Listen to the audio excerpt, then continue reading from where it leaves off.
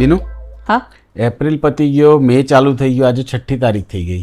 તો હું શું કરું? એટલે કઈ નહીં, એવું કેવું છે કે પિયર બિયર જવું નહીં, થોડું ફરી આવો એકાદ વીક તો શાંતિ થોડી એમ. જવું તો છે ને યાર, જવાનું મન થાય પણ મને તારી ચિંતા થાય છે.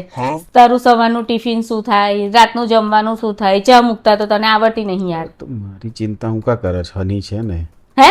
એટલે બહાર આટલી બધી હોટલો છે ને, મારી હું કા તું ચિંતા કરે? ગુજરાતી હોટલ કેટલી મસ્ત છે આપણે બહાર, ત્યાંથી લાઈન ખાઈ લઈશું. તું તારે જા જલસા કર, ફરી આય, થોડું માઇન્ડ ફ્રેશ થાય તારું.